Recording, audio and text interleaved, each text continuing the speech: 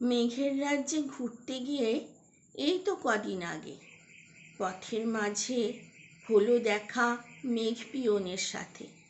পিঠে তার চিঠির ঝুলি, বললে তারা আছে, কথা বলার সময় মোটে নেই। প্রশ্ন করি, যাচ্ছ কোথায়?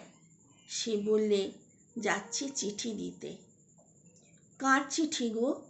কি নাম আছে লেখা? সে বললে, চিঠির গায়ে নাম লেখা নেই কারো। আবার শুধাই তাকে, মেঘবালিকা কোথায় থাকে জানো? উত্তর না দিয়ে মেঘের মধ্যে হারিয়ে গেল সে। এদিক সেদিক তাকিয়ে দেখি মেঘ চাদরে অঙ্গ ঢেকে দূরের পাহাড়গুলো দাঁড়িয়ে আছে চুপ। প্রশ্ন রাখি তাদের কাছেই, ওগো পাহাড়, মেঘবালিকা কোথায় আছে বলতে পারো আমায়? পাহাড় থাকে চুপ। ভাবি বসে পথের ধারে, কোথায় গেলে পাবো আমি তাকে? কোথায় থাকে সে? ঠিক তখনই দূরের থেকে শুনতে পেলাম মেঘ পিয়নের স্বর। মেঘবালিকার রাজ্য এটা, জানো তো নিশ্চয়। কখন সে যে থাকবে কোথায় কেউ জানে না ঠিক। পথে পথেই কাটলো আমার বেলা তারই অপেক্ষায়, পেলাম না তার দেখা। মেঘবালিকা মেঘবালিকা, দাওনি দেখা আমায়, অভিমানে তাই তো ফিরে যাই। ফেরার পথে মেঘ পিয়নের সাথে আবার হলো দেখা।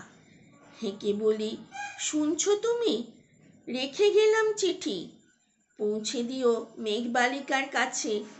বলে দিও তারে, হারানো যে স্বপ্নগুলো আমার আজও আছে গচ্ছিত তার কাছে।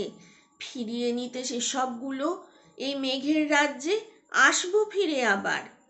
চলতে চলতে দৃশ্য ভাসে চোখে, ওই যে দূরের পাহাড়গুলোর গায়ে খেলে বেড়ায় মেঘবালিকা মেঘ সখীদের নিয়ে।